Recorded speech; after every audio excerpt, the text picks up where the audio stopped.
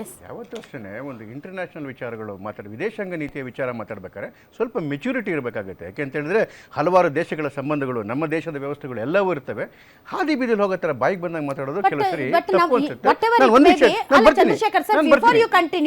ವಿದೇಶಾಂಗ ನೀತಿ ಅಫ್ಕೋರ್ಸ್ ಅದು ಜನಸಾಮಾನ್ಯರಿಗೆ ಅರ್ಥ ಆಗಲ್ಲ. ಜನಸಾಮಾನ್ಯರಿಗೆ ಏನ್ ಅರ್ಥ ಆಗುತ್ತೆ ಅಂದ್ರೆ, ನಾನು ಪೆಟ್ರೋಲ್ ಬಂಕ್ ಹೋದಾಗ ನನ್ಗೆ ಪೆಟ್ರೋಲ್ ಸಿಗ್ತಾ ಇಲ್ವಲ್ಲ, ಅದ ಅರ್ಥ ಆಗುತ್ತೆ. LPG ಗ್ಯಾಸ್ 25 ದಿನ 40 ದಿನ ಆದ್ರೂ ಕೂಡ ಸಿಗ್ತಾ ಇಲ್ಲಲ್ಲ, ಅದ ಅರ್ಥ ಆಗುತ್ತೆ. ಕಮರ್ಷಿಯಲ್ ಗ್ಯಾಸ್ ಇಲ್ಲದೆ ಹೋಟೆಲ್ಗಳು ಕ್ಲೋಸ್ ಆಗ್ತಾವಲ್ಲ, ಅದ ಅರ್ಥ ಆಗುತ್ತೆ. ಗ್ಯಾಸ್ಗಳು ಇಲ್ಲದೆ ಬಹಳಷ್ಟು ರಸಗೊಬ್ಬರದ ಫ್ಯಾಕ್ಟರಿಗಳು ಸೇರಿದಂತ ಹಲವಾರು ಫ್ಯಾಕ್ಟರಿಗಳು ಬಾಗ್ಲಾಕಿದಾವಲ್ಲ, ಅದ ಅರ್ಥ ಆಗುತ್ತೆ. ಸೊ ಅರ್ಥ ಮಾಡಿಸ್ಬೇಕಾಗಿರೋದು ವಿದೇಶಾಂಗ ನೀತಿಯನ್ನ ಜನಸಾಮಾನ್ಯರಿಗೆ. ಖಂಡಿತ ಅದೇ ಮಾತನ್ನೇ ಮೋದಿಯವರು ಮಾತಾಡ್ತಿರೋದು.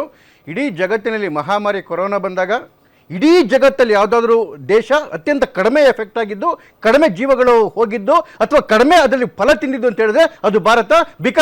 Because India is in the safest hands.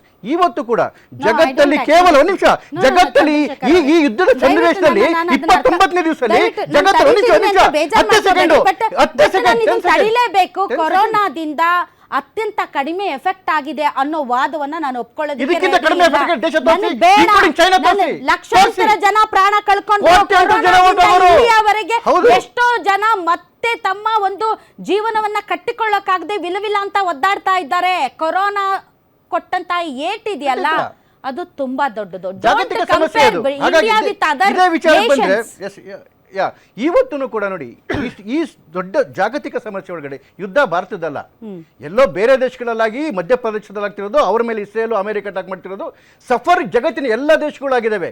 ಇವತ್ತಿನ ಪರಿಸ್ಥಿತಿನಲ್ಲಿ ಇಡೀ ಜಗತ್ತಲ್ಲಿ ಕೇವಲ 3 ದೇಶಗಳು ಮಾತ್ರ ಆಯಿಲ್ ಪ್ರೈಸ್ ಅನ್ನು ಜಾಸ್ತಿ ಮಾಡಿಲ್ಲ. ಕೇವಲ 3 ದೇಶಗಳು, ಒಂದು ಇಂಡೋನೇಷ್ಯಾ, ಮತ್ತೊಂದು ಇರಾನು, ಯಾವ್ದು ಯುದ್ಧದಲ್ಲಿ ಇದೆಯಲ್ಲ ಇರಾನು, 3ನೇ ದೇಶ ಭಾರತ.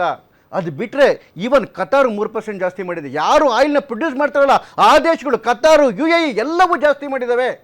ಇವತ್ತು ಜಗತ್ತಲ್ಲಿ ಯಾವ್ದಾದ್ರು ದೇಶ ಮಾಡ್ದಂಗೆ ಇರ್ತಕ್ಕಂಥದ್ದು ಒಂದು. ಎರಡನೇದು, ನಮ್ಮಲ್ಲಿರ್ತಕ್ಕಂಥ ಚಂದ್ರಶೇಖರ್ ಅವರು, ನೀವು ಇವತ್ತು ಗ್ಯಾರಂಟಿ ನ್ಯೂಸ್ ಸ್ಟುಡಿಯೋದಲ್ಲಿ ಪ್ರಾಮಿಸ್ ಮಾಡಿ ಇನ್ನು 2 ತಿಂಗಳು ಪೆಟ್ರೋಲ್ ಡೀಸೆಲ್ ಬೆಲೆ ಜಾಸ್ತಿ ಆಗಲ್ಲ ಅಂತ. ಆಲ್ರೆಡಿ ನೈರಾ ಪೆಟ್ರೋಲ್ ಬಂಕ್ ಅಲ್ಲಿ 2 ರಿಂದ 3 ರೂಪಾಯಿ ಜಾಸ್ತಿ ಮಾಡಿದ್ದಾರೆ ಸರ್. ಜಾಗತಿಕ ಸಮಸ್ಯೆ. ನಾನು ಬರ್ತಾ ಇದ್ದೀನಿ, ನಿಮ್ಮ ವಿಷಯಕ್ಕೆ ಬರ್ತಾ ಇದ್ದೀನಿ. ನೀವು ಬೆಂತಟ್ಕೊಳ್ತಿದ್ದೀರಲ್ಲ, ಇರೋ ವಿಷಯ ಜನಗಳ ಮುಂದೆ ಹೇಳಬೇಕಲ್ಲ. ಮೋದಿ ಅವರು ಮಾಡ್ತಿದ್ದು ಅದನ್ನೇ ನೋಡಿ.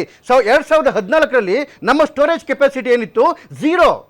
ಏನು ರಿಫೈನರಿಗಳು ಇದ್ದಿದ್ದು ಬಿಟ್ಟರೆ 5.0 ನಮ್ಮದು ಸ್ಟೋರೇಜ್ ಇದ್ದಿದ್ದು. ಇವತ್ತು 5.33 million metric tons separate storage ಇದೆ, ಅಪಾರ್ಟ್ ಫ್ರಮ್ ರಿಫೈನರೀಸು. ಅಂದರೆ ಸುಮಾರು 74 ದಿವಸಕ್ಕೆ ಆಗ್ತಕ್ಕಂಥ ಸ್ಟೋರೇಜ್ ನಮ್ಮ ಹತ್ರ ಇದೆ. ಸೊ ಒಂದು 2-3 ತಿಂಗಳು ನಮಗೇನು ತೊಂದರೆ ಇಲ್ಲ. ಎರಡನೇದು, ನಮ್ಮ ಸ್ನೇಹಿತರು ಹೇಳ್ತಿದ್ರು ಹಾರ್ಮುಜ್ ಒಳಗಡೆ ಭಾರತ ಬರ್ತಿಲ್ಲ ಅಂತ ಹೇಳಿ. ಒಂದು ನಿಮಿಷ, ನಮ್ಮಲ್ಲಿ ಎಷ್ಟು ಅನಿಲ ಸ್ಥಾವರಗಳು ಸರ್, ಅದು ಮೋದಿ ಅವರ ಕಾಲದಲ್ಲಿ ಸ್ಟಾರ್ಟ್ ಆಯ್ತಾ ಅಥವಾ 100% ನೋಡಿ, ಸರ್ಕಾರ ಇದ್ದಾಗ ಸ್ಟಾರ್ಟ್ ಆಯ್ತಾ? 100% ನಾನು ಹೇಳ್ತಿರೋದು ಎಷ್ಟು ಯಾವಾಗ ಆರಂಭ ಆಯ್ತು, ಯಾವಾಗ ಫಿನಿಶ್ ಆಯ್ತು, ಮೋದಿ ಅವರ ಕಾಲದಲ್ಲಿ ಎಷ್ಟು ಅವರು ಸ್ಟಾರ್ಟ್ ಮಾಡಿದ್ರು, ಅದ್ರ ಬಗ್ಗೆ 2014ಕ್ಕೆ ಮುಂಚೆ ರಿಫೈನರಿಗಳು ಬಿಟ್ಟರೆ ಬೇರೆ ಸ್ಟೋರೇಜ್, ಗೌರ್ಮೆಂಟ್ ಸ್ಟೋರೇಜು 0. ಮೋದಿಯವ್ರು ಬಂದಮೇಲೆ 2014 ಬಂದಮೇಲೆ ವಿಶಾಖಪಟ್ಟಣಂ, ಮಂಗಳೂರು ಮತ್ತು ಪಡೂರು 3 ಒಳಗಡೆಗೆ ಮತ್ತೆ ಇದ್ರದ್ದು ಏನು ರಿಫೈನರಿಗಳು ಸೇರಿ 5.33 ಮಿಲಿಯನ್ ಮೆಟ್ರಿಕ್ ಟನ್ಸ್ ಆಫ್ ಇದು ಆಯಿಲ್ ನಮ್ಮ ಹತ್ರ ಸ್ಟಾಕ್ ಇರ್ತಕ್ಕಂಥದ್ದು. 73ರಿಂದ 74 ದಿವಸಕ್ಕೆ ಬೇಕಾಗ್ತಕ್ಕಂಥ ಸ್ಟಾಕು. ಅಪಾರ್ಟ್ ಫ್ರಮ್ ಏನು ಈ ರೈಸ್ ಸ್ಟೋರೇಜ್ ಇದೆ ಈ ರಿಫೈನರಿಗಳು ಮತ್ತು ಏನು ಪೆಟ್ರೋಲ್ ಬಂಕ್ಗಳಲ್ಲಿ, ಅದು ಬಿಟ್ಟು ಅಂದರೆ ಆಲ್ಮೋಸ್ಟ್ ನಮಗೆ 2.5 ತಿಂಗಳು ನಮಗೆ ಕಂಫರ್ಟಬಲ್ ಆಗಿ ಆಗ್ತಕ್ಕಂಥ ವ್ಯವಸ್ಥೆ. 2.5 ತಿಂಗಳು ಕಂಫರ್ಟಬಲ್ ಆಗಿಲ್ಲ, 5-6 ದಿನಕ್ಕೇನೆ ಕೇಯಾಸ್ ಸೃಷ್ಟಿ ಆಯ್ತು. ಸೃಷ್ಟಿಯಾಗಿಲ್ಲ ಮೇಡಮ್, ನಾನು ಅದನ್ನೇ ಹೇಳ್ತಾ ಇರೋದು. ಸೃಷ್ಟಿಯಾಗಿಲ್ಲ. ಒಂದು ನಿಮಿಷ ಹೇಳ್ತಾ ಇದ್ದೀನಲ್ಲ. ಒಂದು, ಆ ಪೆಟ್ರೋಲ್ ಬ್ಯಾಂಕ್ ಅವರ ಫೈನಾನ್ಷಿಯಲ್ ಪ್ರಾಬ್ಲಮ್. ನೀವು ದುಡ್ಡು ಕೊಡ್ತಾ ಇದೀವಿ, ಕೊಡ್ತಿಲ್ಲ ಅಂತ ಹೇಳ್ತಿಲ್ಲ. ಕ್ರೆಡಿಟ್ ಫೆಸಿಲಿಟಿಗಳು ಅದು ದಿನಕ್ಕೆ ಬದಲಾವಣೆ ಆಗ್ತಾ ಇರುತ್ತೆ. ಈ ಸಂದರ್ಭದಲ್ಲಿ ಆಗಬೇಕಾ? ಈ ಸಂದರ್ಭದಲ್ಲಿ, ಯುದ್ಧದ ಸಂದರ್ಭದಲ್ಲಿ ಆಗ್ಬೇಕಾಗಿರೋದು, ಮಿಕ್ಕಿ ಸಂದರ್ಭದಲ್ಲಿ ಆಗಲ್ಲ. ನೀವು ನೀವು ತುಂಬಾ ದಪ್ಪ ಇದ್ದೀರಾ, ಅದರಲ್ಲೂ ಯಾವುದೇ ಸೈಡ್ ಎಫೆಕ್ಟ್ ಇಂದ ಸಣ್ಣ ಆಗ್ಬೇಕಾ? ಎಷ್ಟೋ ಜನ ಹೇಳ್ತಾ ಇದ್ರಿ, ಸರ್ ನಾನು ಜಿಮ್ಗೆ ಹೋಗ್ತಾ ಇದ್ದೀನಿ ಆದ್ರೂ ಸಣ್ಣ ಆಗ್ತಾ ಇಲ್ಲ ಸರ್, ವರ್ಕೌಟ್ ಮಾಡ್ತಾ ಇದ್ದೀನಿ ಆದ್ರೂ ಸಣ್ಣ ಆಗ್ತಾ ಇಲ್ಲ ಅಂತ ಹೇಳ್ತಾ ಇದ್ರಲ್ಲ. 100% ಯಾವ ಜಿಮ್ಗೂ ಹೋಗ್ದಂಗೆ ವರ್ಕೌಟು ಮಾಡ್ದಂಗೆ ನೀವು ಸಣ್ಣ ಆಗ್ಬೋದು. ಪ್ರತಿದಿನ ಬೆಳಿಗ್ಗೆ ಸಂಜೆ 2 ಟೈಮ್ ನಮ್ಮ ಜೀನಿ ಸ್ಲಿಮ್ನ ಯೂಸ್ ಮಾಡಿ ಯಾವುದೇ ಸೈಡ್ ಎಫೆಕ್ಟ್ ಇಲ್ದಂಗೆ ನೀವು ಸಣ್ಣ ಆಗ್ತೀರಾ. ಯಾಕೆಂದ್ರೆ ಜೀನಿ ಸ್ಲಿಮ್ಮು ಒಂದು ಉತ್ತಮ ಆಹಾರ. ಈಗ ನೀವು ಹೇಳ್ತಾ ಇದ್ರಿ 2.5 ತಿಂಗಳಿಗಾಗುವಷ್ಟು ಕಂಫರ್ಟೇಬಲ್ ಆಗಿ ದಾಸ್ತಾನು ನಮ್ಮ ಹತ್ರ ಇದೆ ಅಂತ. ಯುದ್ಧ ಆರಂಭ ಆದ 6ನೇ ದಿನಕ್ಕೇನೆ LPG ಗ್ಯಾಸ್ ಸಮಸ್ಯೆ ಸೃಷ್ಟಿಯಾಯಿತು. ಹೋಟೆಲ್ಗಳು ಬಂದಾದವು. ವೆರಿ ಬ್ಯೂಟಿಫುಲ್ ಮತ್ತು ಕ್ವೆಶ್ಚನ್ ಕಮರ್ಷಿಯಲ್ ಎಲ್ಲ ಉತ್ತರ ಕೊಡ್ತೀನಿ, ಅದಕ್ಕೆ ಸಮಯ ಕೊಡಿ. ಏನಕ್ಕಾಯ್ತು ನೀವು ಅಂದ್ರೆ ಹೇಳ್ತಿರೋದಕ್ಕೂ ಆನ್ ಗ್ರೌಂಡ್ ರಿಯಾಲಿಟಿಗೂ ತುಂಬಾ ವ್ಯತ್ಯಾಸ ಇದೆ. ಎರಡು ಕೇಳಕ್ ಚೆನ್ನಾಗಿದೆ, ಆದ್ರೆ ಆನ್ ಗ್ರೌಂಡ್ ಅದು ಆಗ್ತಾ ಈ ಇಲ್ಲ. ಪ್ರಶ್ನೆಗಳೆಲ್ಲದಕ್ಕೂ ಉತ್ತರ ಕೊಡ್ತೀನಿ ಮೇಡಮ್. ಮೊದಲನೇದು LPG ವಿಚಾರದಲ್ಲಿ ನೋಡಿ, ಡೀಸೆಲ್ ಮತ್ತು ಪೆಟ್ರೋಲ್ ಅದೇ ಕ್ರೂಡ್ ಆಯಿಲ್ ಆದರೆ ನಾವು 73 ರಿಂದ 74 ದಿನ ಸ್ಟೋರ್ ಮಾಡ್ತೀವಿ, ನಮಗೇನು ಸಮಸ್ಯೆ ಇರಲ್ಲ. ಅದು LPG ಸಮಸ್ಯೆ ಏನಂತ ಹೇಳಿದ್ರೆ ಅದು ಬ್ಯೂಟೇನ್ ಇರೋ ಕಾರಣಕ್ಕೋಸ್ಕರ ಮ್ಯಾಕ್ಸಿಮಮ್ ಅಂದರೆ 9 ರಿಂದ 11 ದಿವಸ ಮಾತ್ರ ನಮಗೆ ಸ್ಟೋರ್ ಮಾಡ್ಲಿಕ್ಕಾಗೋದು. ಅದ್ರ ಮೇಲೆ ಹೆಚ್ಚಿಗೆ ಸ್ಟೋರ್ ಮಾಡ್ಲಿಕ್ಕಾಗಲ್ಲ. ಮೊದಲನೇದು. ಎರಡನೇದು ಬಂದೆ ಎರಡನೇದು ಏನಕ್ಕೆ ಸಮಸ್ಯೆ ಶುರುವಾಗಿದ್ದು, ಅದ್ಭುತವಾಗಿ ಸ್ಟೋರೇಜ್ ಫೆಸಿಲಿಟಿ ಮಾಡ್ಕೊಂಡಿದ್ದೀವಿ ಅಂತ. ನಾನು ಇನ್ನೊಂದ್ ಕಡೆ ಹೇಳ್ತೀರಾ 9 ದಿನಕ್ಕೆ ಮೇಲೆ ನಾವು madam crude oil LPG different ಹೇಳ್ತಿರೋ. ಕ್ರೂಡ್ ಆಯಿಲ್ ನಮಗೆ ಸಪ್ಲೈ ನಮಗೆ ಪ್ರಾಬ್ಲಮ್ ಇಲ್ಲ, 70 ಬಿಟ್ಟೆ LPG ಏನೋ ನಾವು ಸ್ಟೋರ್ ಮಾಡ್ಲಿಕ್ಕಾಗಲ್ಲ. ಹಾಗಾಗಿ ಇದ್ರ ತಕ್ಕಂತ 9 ಡೇಸ್ ನಾನು ಹೇಳ್ತಿದ್ದೀನಿ. ಏನಕ್ಕೆ ಸಮಸ್ಯೆ ಶುರುವಾಯ್ತು ಅಂತ ಹೇಳಿದ್ರೆ, ಒಂದು ಏಕ್ದಮ್ ಪ್ಯಾನಿಕ್ ಸೃಷ್ಟಿ ಆಯ್ತು. ನಿಮ್ಮ ಪದಲ್ಲ ಬಂದು ಶಿವಶಂಕರ್ ಅವರು ಪ್ಯಾನಿಕ್ ಯಾಕೆ ಸೃಷ್ಟಿ ಆಯ್ತು ಅಂತ ಹೇಳಿದ್ರೆ, ಆನ್ ಅಂಡ್ ಅವರೇಜ್ ದೇಶದಲ್ಲಿ ಏನು ಯುದ್ಧ ಗಿದ್ದ ಏನು ಇಲ್ದಿದ್ದಾಗ ಪ್ರತಿ ದಿವಸ ಇಡೀ ದೇಶದಲ್ಲಿ ಡಿಮ್ಯಾಂಡ್ ಬರ್ತಿದ್ದು ಸಿಲಿಂಡರ್ LPG ಸಿಲಿಂಡರ್ಗೆ 55 ಲಕ್ಷದ 70 ಸಾವಿರ ಸಿಲಿಂಡರ್ಗಳು ಪ್ರತಿ ದಿವಸ ಏನು ಬುಕಿಂಗ್ ಬರ್ತಾ ಇದ್ವು. ನೀವು ಏನ್ ಸಿಲಿಂಡರ್ ಮಾತಾಡ್ತೀರಿ? LPG ಸಿಲಿಂಡರ್ ಮಾತಾಡ್ತಿರೋದು. ಯಾವ ಮನೆ LPG ಸಿಲಿಂಡರ್. LPG ಮನೆ LPG ಸಿಲಿಂಡರ್ ಅಲ್ಲ, ಕಮರ್ಷಿಯಲ್ ಸಿಲಿಂಡರ್ ಬಗ್ಗೆ ಮಾತಾಡಿ. ನಿಮಿಷ ಇದನ್ನ ಮುಗಿಸ್ಬಿಟ್ಟು ಅಲ್ಲಿಗೆ ಬರ್ತೀನಿ ಮೇಡಮ್. 55.7 ಲಕ್ಷ ಸಿಲಿಂಡರ್ಗಳು ಡೈಲಿ ಡಿಮ್ಯಾಂಡ್ ಇರ್ತಿತ್ತು. ಅದಕ್ಕೆ ಸುಮಾರು 52 ಲಕ್ಷ ಸಪ್ಲೈ ಆಗ್ತಿತ್ತು, 3 ಲಕ್ಷ ಕೊರತೆ ಇರ್ತಿತ್ತು. ಆದರೆ ಈಗ ಪ್ಯಾನಿಕ್ ಇಮ್ಮಿಡಿಯೇಟ್ ಆಗಿ ಪ್ಯಾನಿಕ್ ಶುರು ಆದ್ಮೇಲೆ ಏನಾಯ್ತು, 88.7 ಲ್ಯಾಕ್ಸ್. ಅಂದ್ರೆ ಜನಕ್ಕೆ ಸ್ಟಾಕ್ ಇದ್ರೂ ಕೂಡ ನಾಳೆ ಸಿಗುತ್ತೋ ಬಿಡುತ್ತೋ ಅಂತ ಹೇಳಿ ಗಾಬರಿ ಆದ್ರು. ಸ್ಟಾಕ್ ಇಲ್ಲ, ಅಲ್ಲಲ್ಲ ಸ್ಟಾಕ್ ಇಲ್ಲ. ಇಲ್ಲ, ನೀವು ಸುಮ್ಮನೆ ಮಾತಾಡಕ್ ಬಿಡಿ ಮೇಡಮ್. ನಾನು ಮಾಡೋದು ಯಾವ್ದಾರ ಒಂದು ಫ್ಯಾಕ್ಟ್ ಅಲ್ಲಿ ತಪ್ಪಾಗ್ಬಿಟ್ರೆ ನಾನು ಇವತ್ತು ವಕ್ತಾರ ಬಿಟ್ಬಿಟ್ಟು ಹೋಗ್ತೀನಿ. ಮಾತಾಡಕ್ ಬಿಡಿ ನನಗೆ. ರಿಯಾಲಿಟಿಗೂ ನಂಬರ್ಸ್ಗೂ ರಿಯಾಲಿಟಿಗೂ ನಂಬರ್ಸ್ ನೀವು ಮಾತಾಡಕ್ ಬಿಟ್ಟರೆ ರಿಯಾಲಿಟಿ ನಂಬರ್ ಎರಡು ಗೊತ್ತಾಗುತ್ತೆ ಮೇಡಮ್. ಮಾತಾಡಕ್ಕೆ ಬಿಡ್ಲಿಲ್ಲ ಅಂದ್ರೆ ನೀವು ಕೇಳಿಸ್ಕೊಂಡ್ರೆ ತಾನೆ ಆನ್ ಗ್ರೌಂಡ್ ಅಂತ ಹೇಳ್ತೀನಲ್ಲ.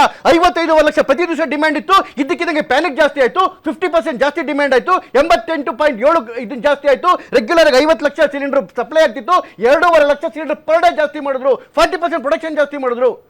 ಪ್ರತಿ ದಿವಸ ನಾರ್ಮಲ್ ದಿವಸಕ್ಕಿಂತ 2.5 ಲಕ್ಷ 3 ಲಕ್ಷ ಎಕ್ಸ್ಟ್ರಾ ಸಿಲಿಂಡರ್ ಆಯ್ತು. ಸಮಸ್ಯೆ ಆಗಿದೆ ಕಮರ್ಷಿಯಲ್ ಸಿಲಿಂಡರ್ ಪ್ರಾಬ್ಲಮ್ ಆಗಿದೆ. ಅದಕ್ಕೆ ಸರ್ಕಾರವೂ ಒಪ್ಕೊಂಡಿದೆ. ಯಾಕೆ ಬರ್ಬೇಕಾದಂತ ಸ್ಟಾಕ್ ಇರೋದ್ರಿಂದ ಏನು ಹೋಟೆಲ್ಗಳಿಗೆ ಮತ್ತೆ ಕೆಲವು ಇಂಡಸ್ಟ್ರಿಗಳಿಗೆ ಅದನ್ನ ಸರ್ಕಾರವೇ ಹೇಳಿತ್ತು. ಅದನ್ನು ನೋಡಿ, ನಾನು ಉತ್ತರ ಕೊಡೋದಿಲ್ಲ. Even on the floor of the stage ಮುನಿಯಪ್ಪನವರು, ನಮ್ಮ ಮಂತ್ರಿ ಏನಲ್ಲ ಅವರು, ಕಾಂಗ್ರೆಸ್ನ ಮಂತ್ರಿ, ಅವರೇನು ಹೇಳಿದ್ರು, ಎಲ್ಲ ಸಪ್ಲೈ ಚೆನ್ನಾಗಿದೆ, ಮ್ಯಾಕ್ಸಿಮಮ್ 1 ವಾರ ಸಮಸ್ಯೆ ಪರಿಹಾರ ಮಾಡೋದಕ್ಕೆ 1 ವಾರ ತಡ್ಕೊಳ್ಳಿ ನೀವು. ಯಾಕೆಂತ ಹೇಳಿದ್ರೆ ಇವನ್ ಡಿಸ್ಟ್ರಿಬ್ಯೂಷನ್ ಸರಿ ಮಾಡ್ತೀವಿ, ಎಲ್ಲವನ್ನೂ ಸರಿ ಮಾಡ್ತೀವಿ, ಸ್ಟಾಕ್ ಎಲ್ಲವೂ ಚೆನ್ನಾಗಿದೆ. On the floor of the house ಹೇಳಿದ್ರು. ಕೇಳಿದ್ದು ಕೇವಲ 7 ದಿವಸ ಮಾತ್ರ. ಇದು ಸಮಸ್ಯೆ ಭಾರತದಲ್ಲ, ಜಾಗತಿಕ ಸಮಸ್ಯೆ ಇದು. ಹಾಗಾಗಿ we are in the safest hands. ಇನ್ನು ಹೇಳಿದ್ನಲ್ಲ, ಇನ್ನು 2 ತಿಂಗಳು 3 ತಿಂಗಳು ಯುದ್ಧ ನಡೆದ್ರು ಕೂಡ ಭಾರತಕ್ಕೆ ಯಾವ ಸಮಸ್ಯೆನೂ ಆಗಲ್ಲ. We are in the safest hands ಅಂತ ಭಾಷಣ ಹೊಡೆಯೋದಕ್ಕೆ ಚೆನ್ನಾಗಿದೆ. ಯಾಕೆ ಅಂತಂದ್ರೆ on reality on the ground ಜನ ಪಡೆದಾಡ್ತಾ ಇದ್ದಾರೆ. ಕಮರ್ಷಿಯಲ್ ಸಿಲಿಂಡರ್ ಕೊರತೆ ಇದೆ ಅಂತ ಸ್ವತಃ ಒಪ್ಕೊಂಡಿದ್ದಾರೆ ಪೆಟ್ರೋಲಿಯಂ ಸಚಿವರು. ಮತ್ತು ಇನ್ನೊಂದು ಕಡೆ ಹೇಳ್ತೀರಾ ಸೇಫೆಸ್ಟ್ ಹ್ಯಾಂಡ್, ಕೇಳೋದಕ್ಕೆ ಚೆನ್ನಾಗಿದೆ, ಬಟ್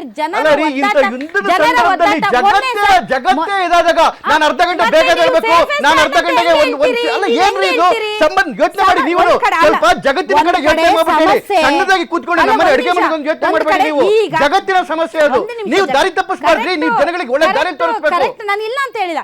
ಈಗ ಒಬ್ಬನಿಗೆ ಹೊಟ್ಟೆ ಹಸ್ತಿದೆ, ಆತ ಆಹಾರಕ್ಕೋಸ್ಕರ ಬೇಡ್ತಾ ಇದ್ದಾನೆ. ಯಾವತ್ತು ಮನೆಗೆ ಒಂದು ಸಿಲಿಂಡರ್ ಕಡಿಮೆ ಆಗಿಲ್ಲ. ಒಂದ್ ನಿಮಿಷ